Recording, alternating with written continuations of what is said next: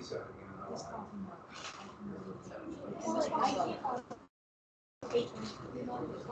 Okay, there's this mound. And at this line, for 20 hours, Confederate and Union soldiers, tens of thousands of them, fought on about a 500-yard stretch of the trench line. And back and forth they went over this mound. And then it started to rain, and rain hard for 20 hours. And both sides fought over this big, basically it was just a mound. And after about 8 or 9 hours, it devolved into men on both sides of about a 4-foot mound, and they would hand rifle barrels up, and they would fire into the face of the enemy, slash their bayonet around, go back, reach for another one. If they were killed or wounded, they fell right where they were at. Hundreds of men drowned in the mud that day because they were stepped over and wounded, they couldn't get out. It soon turned dark, and the fighting went on for hour after hour. At this spot, there was a tree right about there. You can see it in an oak tree, hardwood tree. And this was all musket balls. Cut that 22-inch tree in half, just musket balls. That's a picture where it fell. It's at the Smithsonian today, and that's what it looks like. And see all these gray specks? Those are bullets. It wasn't hit by cannon. This is pre-high explosives. It was cut in half by bullets, black powder muskets. If you could do that to a tree, can you imagine what the bodies were like? The 150-foot stretch of trench line where most of the fighting, after the battle, there were 500 bodies in that trench alone. Just mounds of human flesh. Half of them could not be identified. So if you've heard of something in the United States we call dog tags, tags you wear, that was, okay, these were not mandatory until World War II.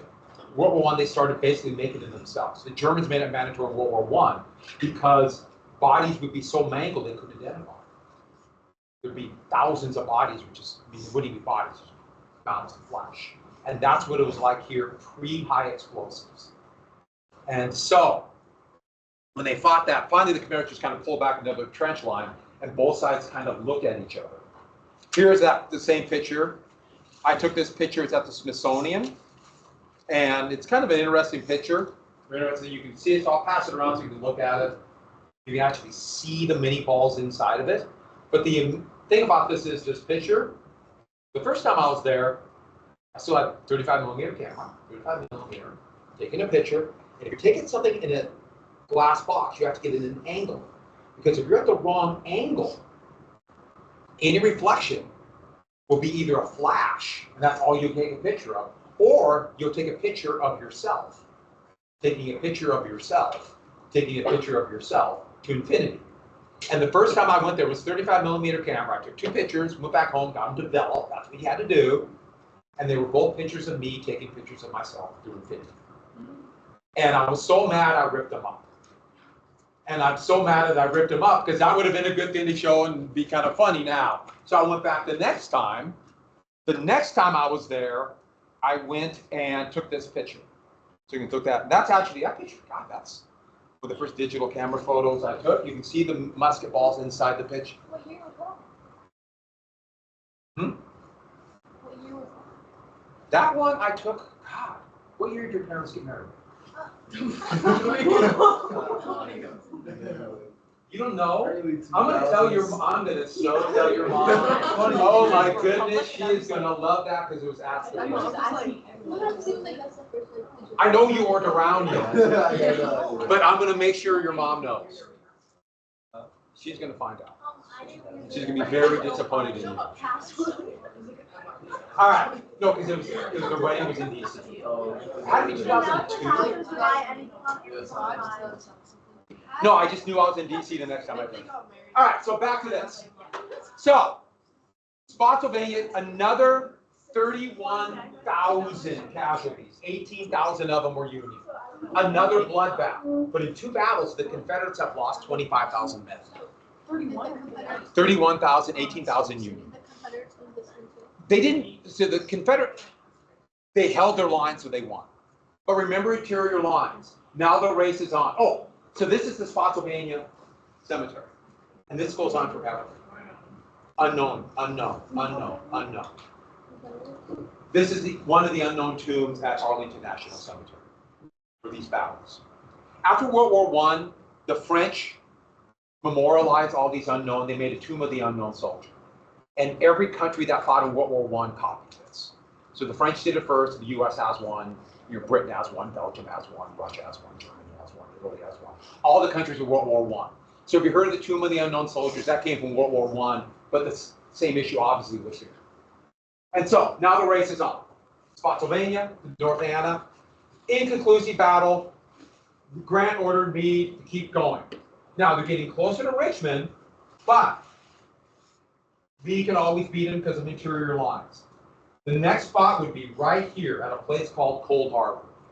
It's close to Richmond, but Lee's forces beat Grant's and Meade's forces by 3 hours, and they built an incredible defensive line. There was basically a split rail fence. They piled dirt in front of that fence and more logs. So imagine a wall about this high with a trench behind it. It was an incredible fortification. And there was a mile of clearing that any attacking force would have to cross that. But Meade and Grant did the math, and they decided the Confederates have lost so many men, let's do one push. But they wouldn't try that Upton's plan.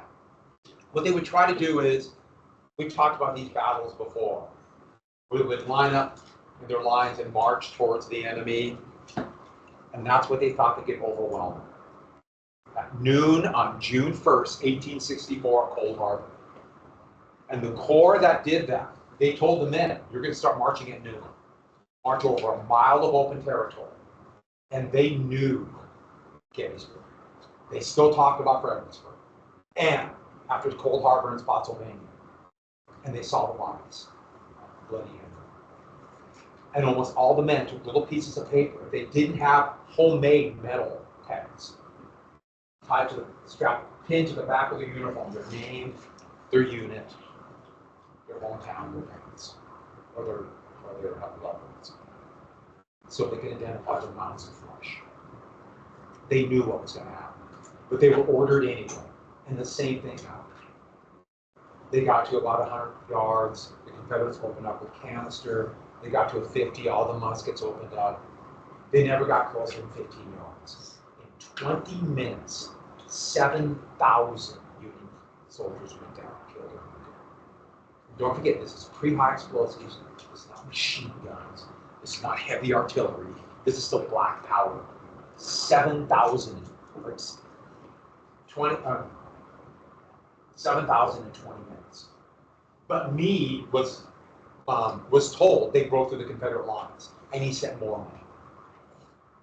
And in 4 hours, 18,000 Union soldiers were another disastrous defeat. So, Cold Harbor, think of all the blood that's been shed.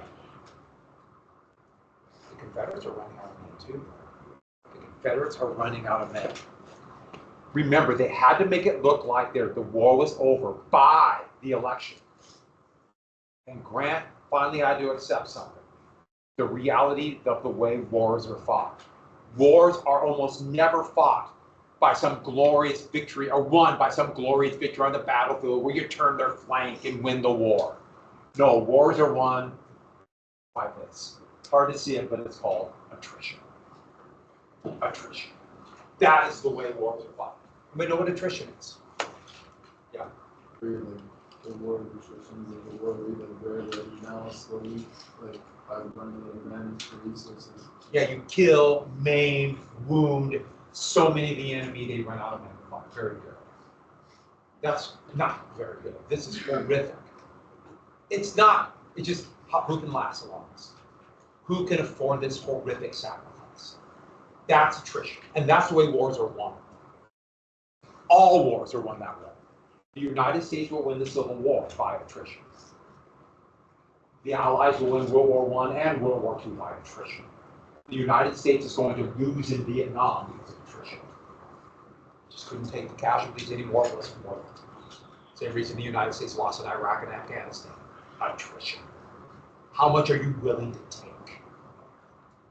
And these kind of wars are going to be horrific. Yes. Oh, didn't it go off? My timer didn't go off.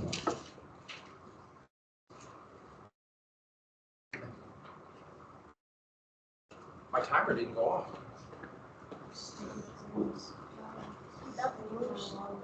It went off.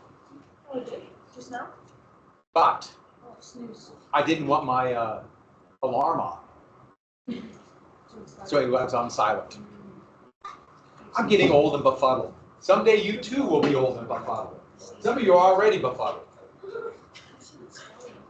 All right, so back to this.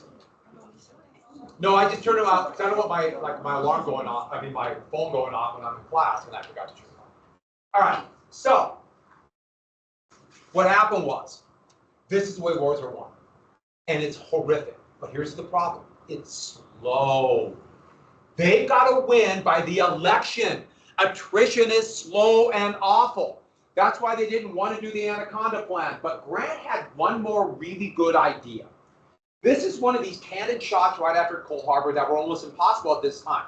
Photographer got his camera set up, and he was going to take portraits, but he couldn't snap this. They pulled pews out of a church. See the pews? These are Union staff officers. Right here is General Meade, the commander of the Army of the Potomac. Bent over, pointing at a map, is Grant. So that's one of those moments you just never see. Grant, they're talking strategy, and he came up with a really good idea. They'll take advantage of what was going on earlier.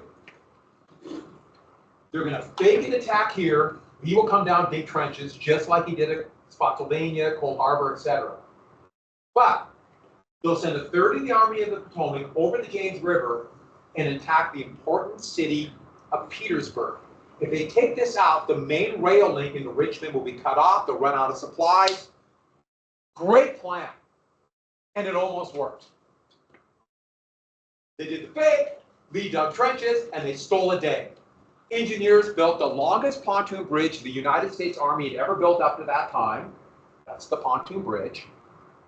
A floating bridge. You notice they cover it with dirt.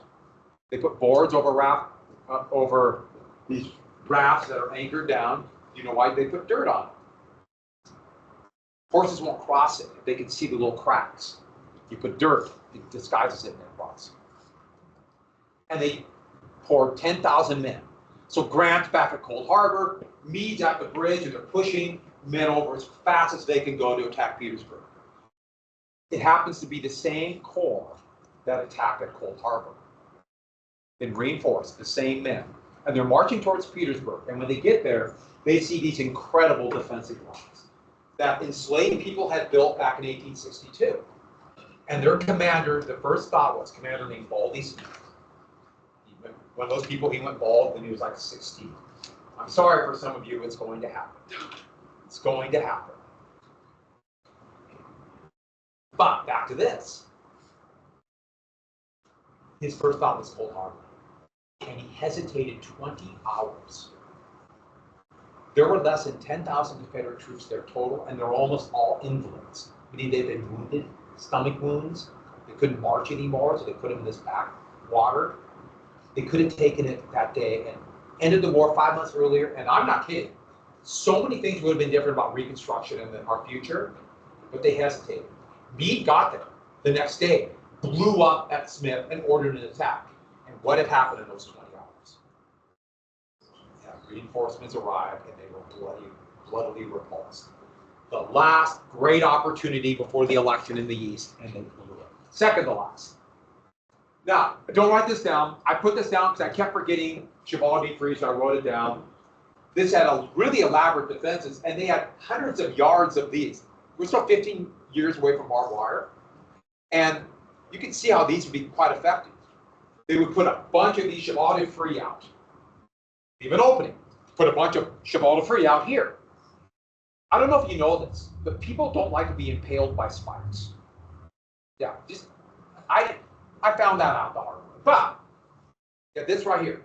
And then they leave an opening. So any attacking force, they don't want to go through these spikes. So they'll go to the open area. And what do you do in the open area if you're on the defense? And you put all your cannon with canister focused right on that spot. In World War I, they would use barbed wire. Put mounds of barbed wire here, mounds of barbed wire here. Now all the machine gun and artillery is placed in that spot. Let's do that today. Horrible. And they attacked. It was a disaster. Grant then had no choice but to order Meade to besiege Petersburg. He didn't have enough men to totally surround it, so it was a partial siege of Petersburg. And this siege would last for 10 months. It would go from end of June 1864 all the way to April of 1865. A long, horrible siege. That's a Union soldier near the end of the siege. Both sides dug trenches. They would do attacks. Soon there'd be snipers in steel-armored cupolas. It was hell on earth. The trenches went all the way from Richmond all the way down to Petersburg. And there's just one, two. This is such a bad rail line. Basically one rail line, and that's it for Confederate supplies. But they're holding out. And remember, the election is now coming, just a few months away. It's summer. Both parties are going to have their conventions. This is huge. So, all right. No, I read it. Great.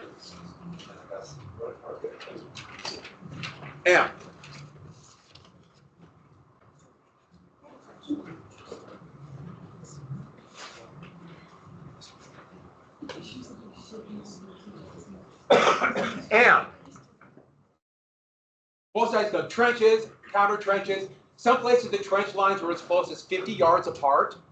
It was an absolute nightmare.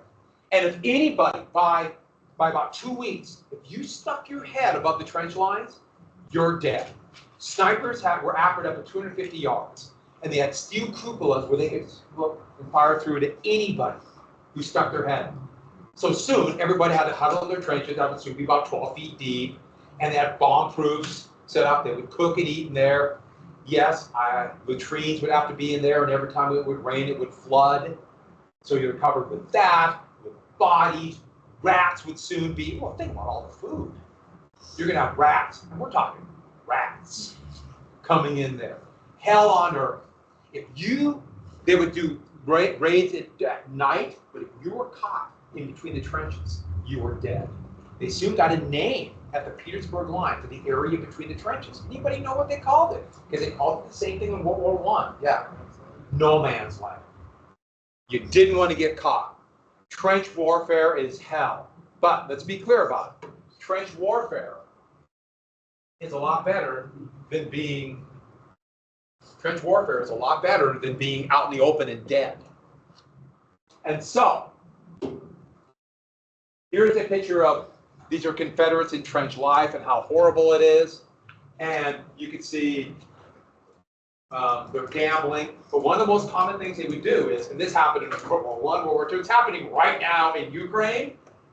They'll stick a hat in World War I to do a helmet. And they would hold it over the trench line. And they would bet how many bullet holes would be in it in like 10 seconds. So you see them counting the bullet holes right there? You know it's awful if that's what you're doing to try to get through the day. And that tells you a lot about being in the military, especially in war. Most of the time, 90% of the time, pure boredom beyond your belief. And then 10% of the time, absolute terror and hell. That's life in the Army, especially here. But some men from Pennsylvania came up with an idea. They were hard rock miners. So these were hard rock miners. And they came up with an idea. Let's dig under. This has been as long as there has been war. Dig a trench and undermine the enemy line. They tried it at Vicksburg. They're going to try this at every place to undermine. And what they're going to do is they're going to dig underneath. They got to figure out a way to get air to it because the Confederates will be looking for them. And it's going to be about 30 feet under the Confederate line. They're going to have to go about 150 feet between under no man's land. Dig a trench. And then when they get there, they're going to go 50 feet in either direction and roll barrels of gunpowder. And the plan is light a fuse, blow it up. Now, gunpowder is not high explosive, it just ignites. But the shockwave, they figure, will concuss the enemy and they'll charge right through. That's the plan. And these are men from Burnside's Corps. They suggested it. Burnside said, give it a try. Better than gambling. and it started to work. So he told me, got excited. We can break through the line. So going in after weeks of this trench warfare, we're going to break through. And soon they got under the Confederates, and the Confederates didn't know it. They went out both directions and then rolled 500 barrels of gunpowder. And the thing is, there are spies everywhere. They can't tell people. Yeah. How much gunpowder was in each barrel? How much gunpowder? About 400 pounds. So that's a lot of gunpowder. Now this is still not high explosive. This is still, what are we, 5 years from TNT, 5 years from dynamite. But that's in sneaking the dirt out at night, because they can't. If all of a sudden they're sneaking a bunch of dirt out, Confederate spies will see it and know they're digging a tunnel. So they did this all in secret, and it was going to work. They rolled the gunpowder, they had it all set up, and the plan was then they got a fresh division of troops that not only had not been in combat, so they hadn't seen the hell of Spotsylvania, but they were determined. It was a division of black soldiers, what they called colored regiments, that had not been allowed to fight, but because of attrition, now they're going to finally prove their citizenship. Their commander, a guy named Edmund Ferraro, and Ferraro was a leader of the abolitionist movement. Who watched Glory for your extra credit movie? Do you remember Shaw? Ferraro and Shaw were friends. They were friends. And Ferraro, a leader of the abolitionist movement, was told, you're going to attack. And the plan was to attack just after sunup. Every morning, Union forces would lob a few shells at the Confederates. Sunup, lob shells, like clockwork. The Confederates would hide in their bomb proofs. And then as soon as about 10 or 15 minutes, the shelling would end. And this was predetermined. And both sides would come out of their shelters and cook breakfast. Light campfires, cook their breakfast. So when do you light off the mine? Breakfast. And that was the plan. Ferraro's 4,000 men would crawl out in no man's land, would lay in the dirt, would lay. And the whole idea was, as low down as they can go. And then they were told there would be an explosion, concussion, you charge in the hole. So they would hide. That was the plan. The night before, Meade changed his mind. Meade decided he couldn't use Ferraro's division. And chose another division that was half as many men that had fought at the Wilderness, they had been at the Bloody Angle, they were at Cold Harbor under a general by the name of Leadley. And Leadley wasn't told about the mine. All Leadley was told was this: you're going to charge at sunup. And his men crawled out. And Leadley just assumed we're dead. So what did Leadley decide to do instead of falling out with his men? He went into a bomb shelter, one of the bomb proofs, and drank as much whiskey as a human could put in his body. So he's getting completely drunk, legless, and his men crawled out. And so they decided to blow off the mine. Now, they had electric fuses, but they were pretty inconsistent. Shoot a little bit using static electricity, or a little battery, I mean. And so they had, you ever seen those like long gunpowder fuses? Think about 170-foot long gunpowder fuse. And they lit it right after the preliminary bombardment down the tunnel. They put sandbags around it. They had no idea how much the explosion would be.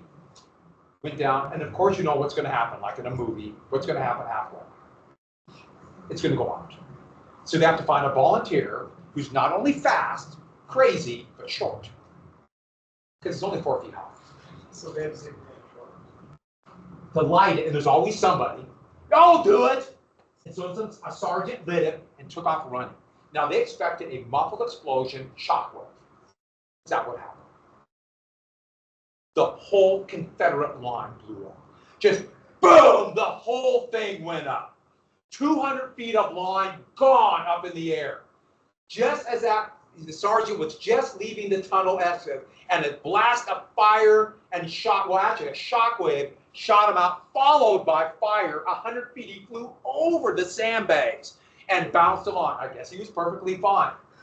Think about what happened though. This entire line blew up. That's dirt, all the wood, cannon, body parts, all their supplies up in the air. And they're landing for miles. So remember, all these men are out eating their breakfast, and all of a sudden stuff's falling on them. They're totally not ready for this. No idea. So at the Confederate lines, right there was a squad of Confederate soldiers, and they had an enslaved man cooking their breakfast. And boom, they're gone. Half a mile away, behind the Union line, so they're not in a trench, was a squad of Union forces, so they've been rotated out, cooking their breakfast, explosion, they're doing this. All of a sudden, something very big came coming at them.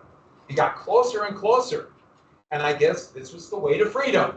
Yes, it was that enslaved man.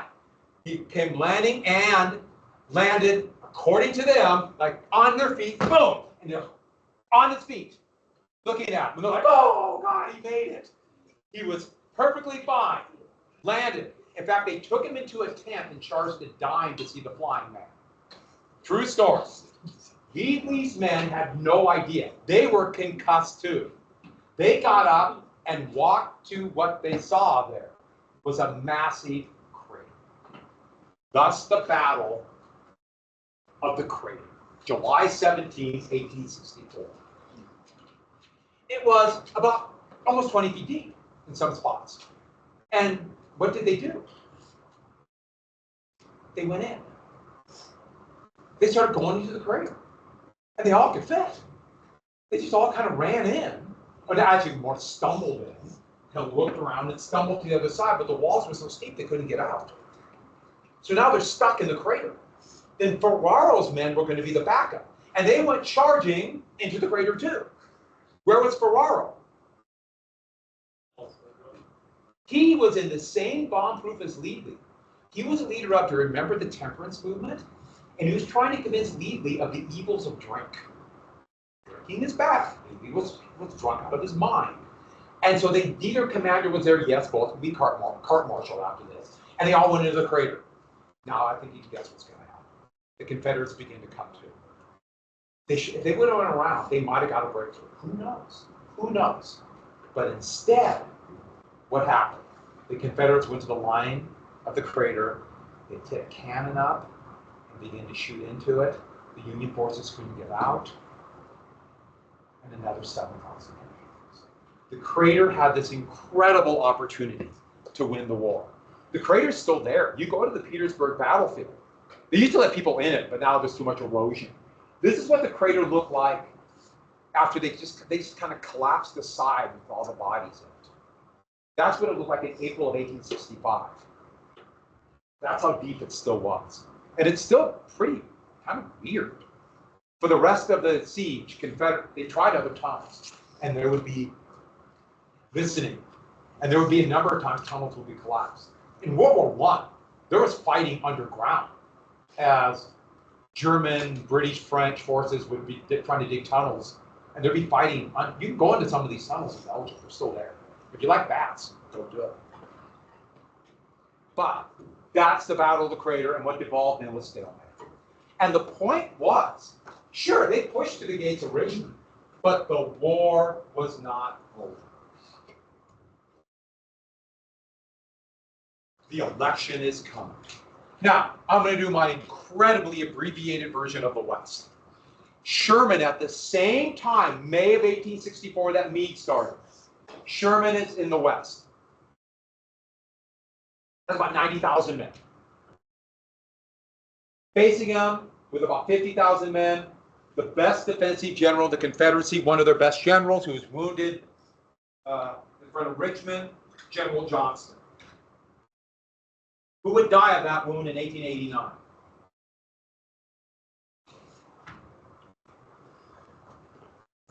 But this battle's going to be a lot different. Northwestern Georgia, mountains, lots of valleys, really pretty area of the country. Now it's part of Georgia. Modern Georgia, that's another story. But Sherman could use the mountains to mask outflanking maneuvers. So the battle was not near as bloody as the East. Here's Sherman's main force. Here's Hood. Here's Johnston. And what Sherman did is he faked an attack, or did an attack here, but sent a third of his men around to cut off the Confederate supply line. But Johnston was really good. So instead of being cut off, he pulled back. They tried it again. Johnston just pulled back. Tried it again, Johnson just pulled back. Tried it again, Johnson pulled back. The point was, Sherman pushed him back to the gates of Richmond. There was only one big battle. But Johnston's army was still intact. And by July of 1864, Johnston was holding strong in front of the most heavily defended city in the Confederacy, Atlanta. So the point is, summer 1864, stalemate at Petersburg, stalemate in Atlanta, and the election is coming.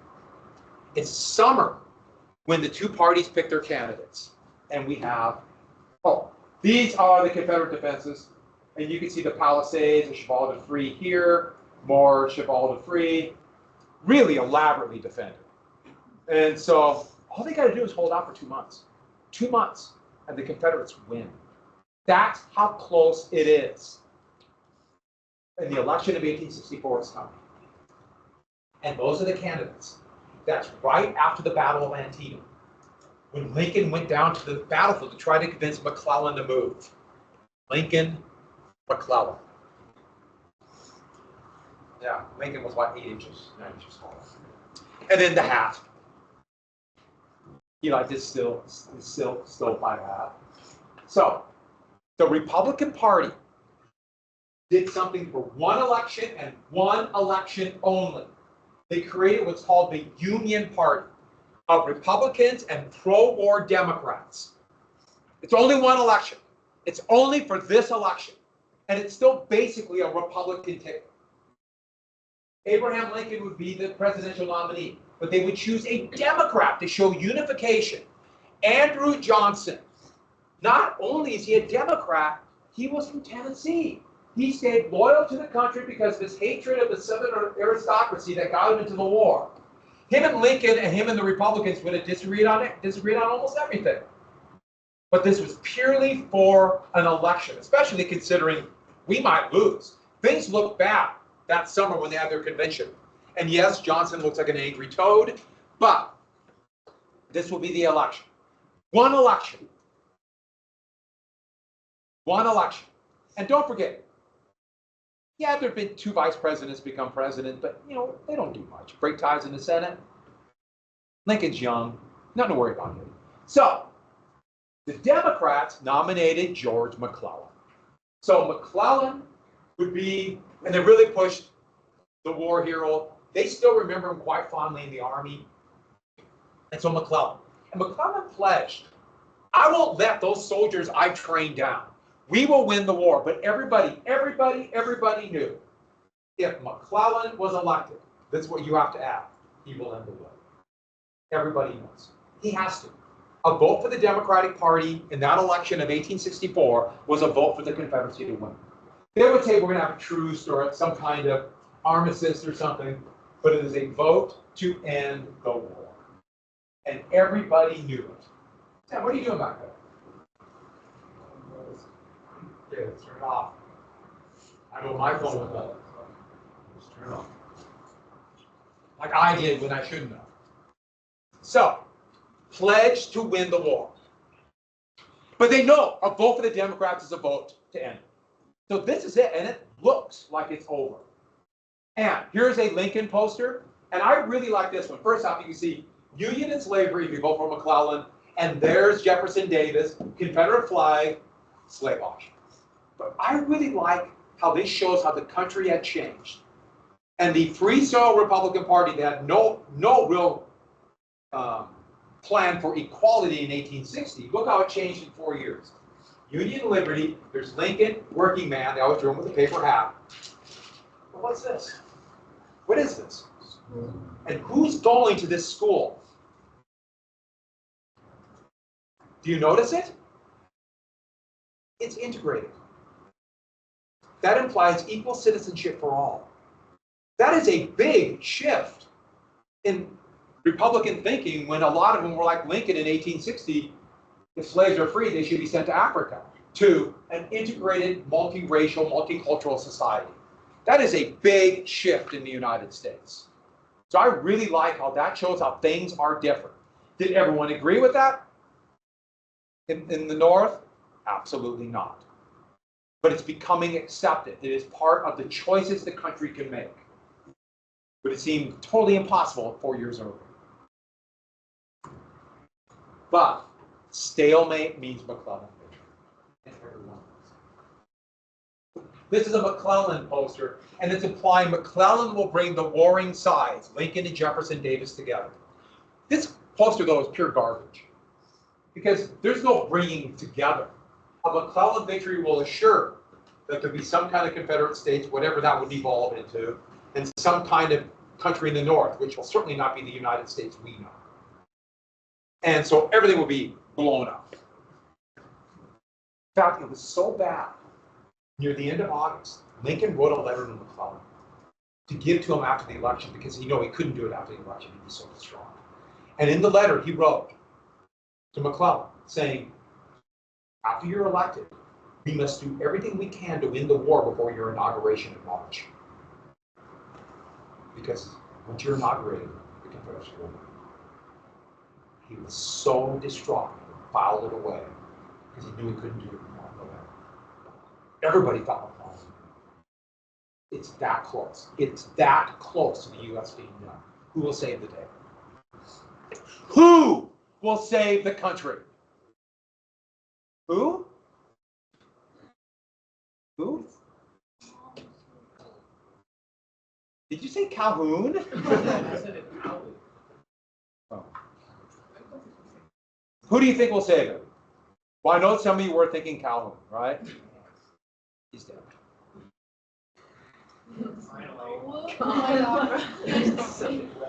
It was obviously, yeah. Who? Raoul. Yes, you're ready. Raoul C. Calhoun. He wrote it. He's made up. It's Jefferson Davis.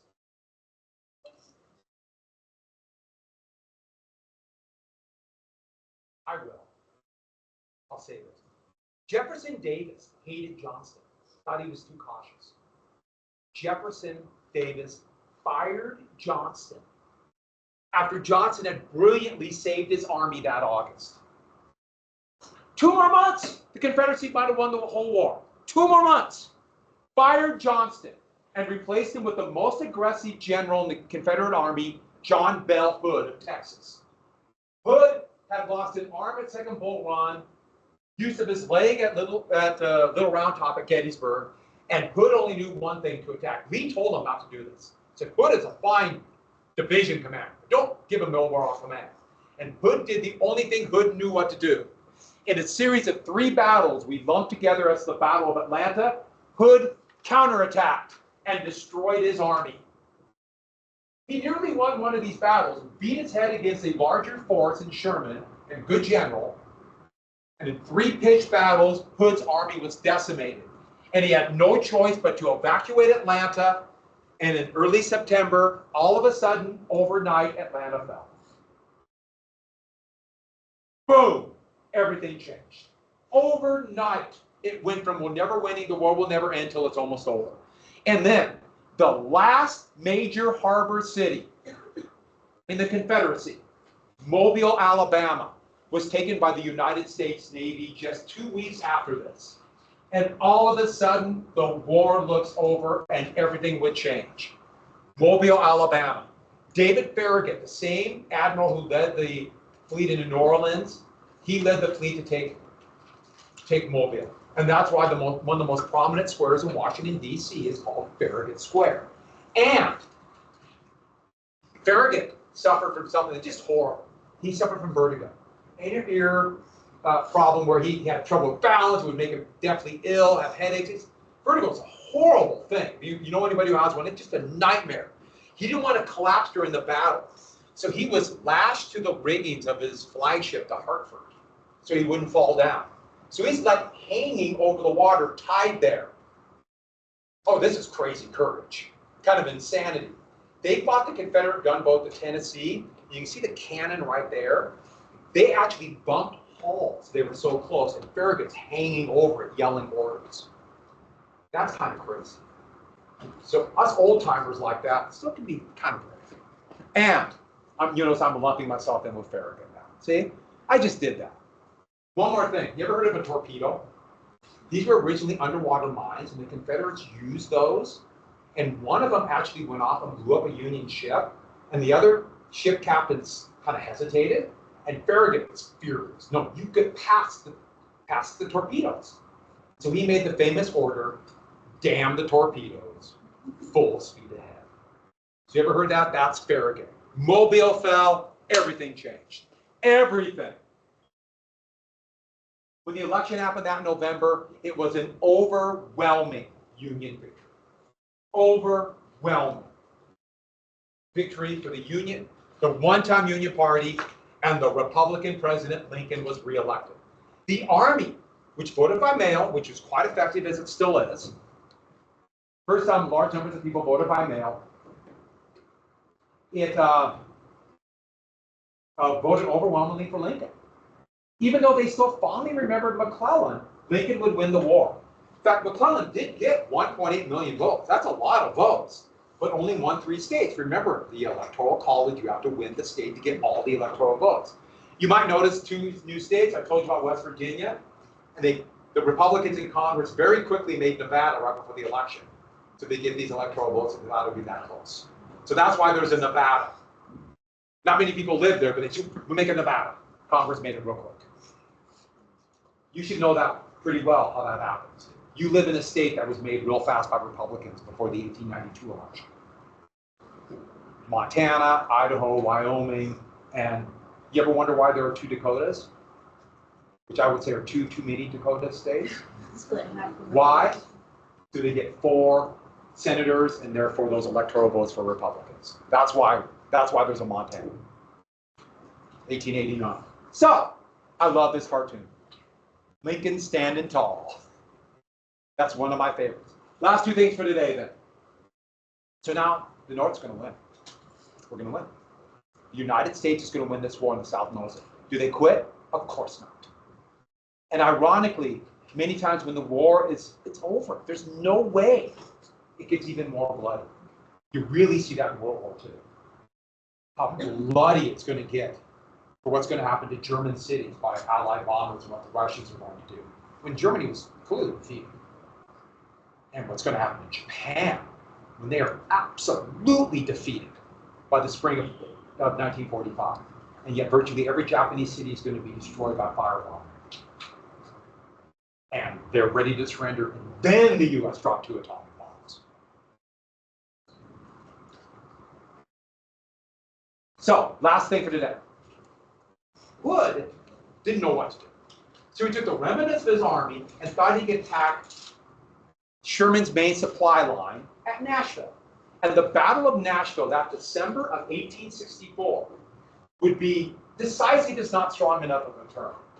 The Confederate Army of the West was finally and completely and utterly destroyed. Union General Thomas won one of the biggest, maybe the biggest victory of the war. The Confederates attacked, the Unions counterattacked, and they're done. So now there's only Lee's army. It's over. And Sherman, sitting in Atlanta, proposes a radical plan. If we're going to have attrition, why stop at soldiers?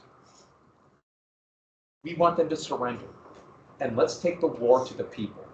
Does anybody know what this is going to be called? And it's the most horrible thing ever invented by humankind. And that's saying a lot. Humans have invented a lot of stuff. It's called total war. The term would be invented by a German general in World War I. Total war. Total war will be the most horrible thing created.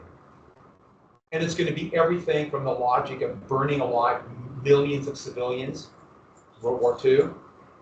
The logic of total war will also lead to the Holocaust or other genocide. It's the logic of total war. And it's horrific. It's beyond comprehension. And on that happy note, a little bit left to finish tomorrow, then the New South, the quiz, reading assignment, I told you Friday.